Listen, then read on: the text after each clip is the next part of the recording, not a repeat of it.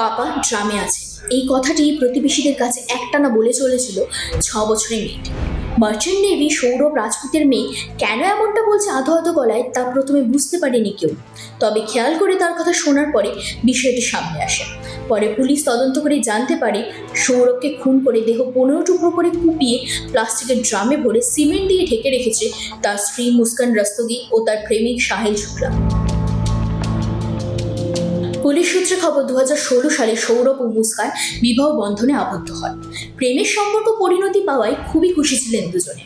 স্ত্রীর সঙ্গে আরো সময় কাটানোর জন্য মার্চেন্ট নেভির চাকরি ছেড়ে বাড়িতে চলে আসেন সৌরভ। কিন্তু পারিবারিক অশান্তির কারণে এরপর বাড়ি ছেড়ে মুস্কানকে নিয়ে ভাড়া বাড়িতে থাকতে শুরু করেন সৌরভ। 2019 সালে ফুটফুটে কন্যা সন্তানের জন্ম দেন মুস্কান, কিন্তু সেই সুখের মুহূর্ত বেশিক্ষণ স্থায়ী হয়নি। দিন কয়েক পরে সৌরভ জানতে পারেন তার বন্ধু সাহিলের সঙ্গে বিবাহ বহির্ভূত সম্পর্কে জড়িত মুস্কান। সেই সম্পর্ক ঘিরে অশান্তি চরম পর্যায়ে পৌঁছায়। ডিভোর্সের পথে এগিয়েও সন্তানের কথা ভেবে পিছিয়ে আসেন সৌরভ।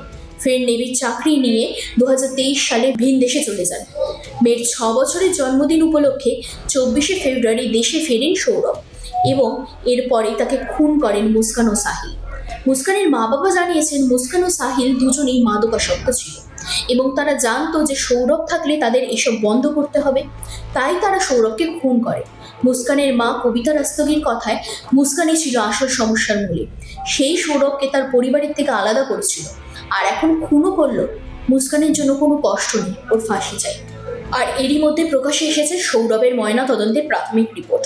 ময়না তদন্তকারী চিকিৎসকদের মতে অন্তত 2 সপ্তাহ আগে খুন করা হয় সৌরভকে। শুধু তাই নয়, মৃত যুবকের শরীরের চামড়া পোড়া ছিল বলে ময়না তদন্ত রিপোর্টে উল্লেখ করা হয়েছে। শুধু তাই নয়, মৃত যুবকের দাঁতগুলিও নড়বড়ে ছিল বলে ময়না তদন্তের রিপোর্টে জানানো হয়েছে। তদন্তকারীদের দাবি দুজনেই জেরায় অপরাধের কথা স্বীকার করেছে। তাদের 14 দিনের পুলিশের হেফাজতে পাঠানো হয়েছে। আর এমনই নানা খবরের আপডেট পেতে চোখ রাখুন নিউজ 18 বাংলা ডিজিটালে।